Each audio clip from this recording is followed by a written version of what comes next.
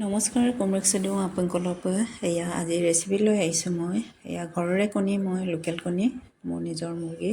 এফালে মই কণী ভাপত দিম এতিয়া। এয়া টিফিনটোত মই তেল অলপ সেনাই কিনি এইফালে কেৰাহীত পানী গৰম কৰি আছোঁ। ইয়াতে উতলি অহাৰ লগে লগে মই তলত বাতিৰ ষ্টেণ্ড এটা দিছোঁ, তাৰ ওপৰতে টিফিন এই কণীকেইটা ভাঙি মই ধুনীয়াকৈ ইয়াতে ভাপত দিম এতিয়া। তাৰ ওপৰত ঢাকনি এটা দিলোঁ। এয়া মোৰ কণীৰ ৰেচিপি বহুত আছে বাৰু। ইয়াতে দিলোঁ মই ভাততে দুটা আলু। এয়া মোৰ কণী ভাপত দিয়া হৈয়ে গ'ল, সিজিয়ে গ'ল। এয়া মই চাইছোঁ হলা দি, এইটো অলপ টান হৈ আহিলে আপুনি ওলাই দিব। এনেকৈ মই ঠাণ্ডা হ'ব দিছোঁ এতিয়া। আৰু এইফালে আলুকেইটা ভাতৰ পৰা ওলাই পিটিকি আছোঁ। আৰু মই ইয়াতে কাটি দিছোঁ।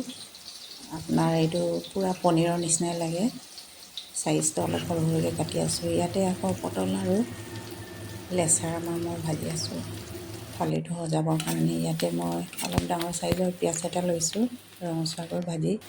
ইয়াতে দিলোঁ নিমখ, হালধি আৰু ধনিয়া গুড়ি, জিৰা গুড়ি। মই ইয়াত মছলা আৰু ইউজ নকৰোঁ।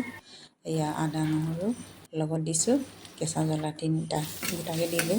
এইখিনি ধুনীয়াকৈ ভাজি লোৱাৰ পিছত মই ইয়াতে বিলাহী 2টা কাটি থৈছিলোঁ, তাতে দি দিলোঁ। বিলাহীখিনি মই গুটি উলিয়াই দিছোঁ। এয়া ধুনীয়াকৈ ভজা হৈ গ'ল। আৰু ইয়াৰ ওপৰত দি মই কেপচিকাম এটা লৈছিলোঁ। এয়া কেপচিকামখিনি ধুনীয়াকৈ ভাজি ল'ম এতিয়া বিলাহীৰ লগত।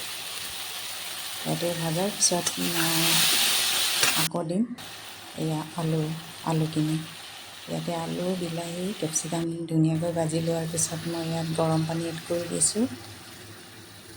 এয়া উতলি অহাৰ লগে লগে মই দিম ইয়াত ইমান ধুনীয়াকৈ উতলি আহিলে ইয়াতে দিম মই কণীখিনি।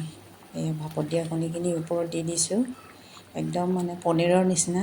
আপোনালোকে এনেকৈ খাই চাব আৰু মোক কমেণ্ট দিব, লাইক কৰিব আৰু ফ'ল' কৰি দিব। লাষ্টত দিলোঁ এই পদিনা পাত।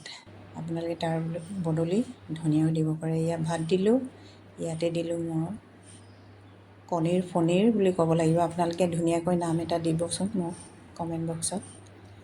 আৰু এইফালে পটল ভাজি আৰু ওপৰত মই সজাই দিছোঁ এইফালে লেচেৰা মাহ আৰু এইফালে কণ জলকীয়া মোৰ ঘৰতে লাগি আছে। এইফালে বিলাহী আৰু পিঁয়াজ 1 পিচ। এয়া মোৰ থালিটো কেনেকুৱা লাগিলে আপোনালোকে কমেণ্ট দিব আৰু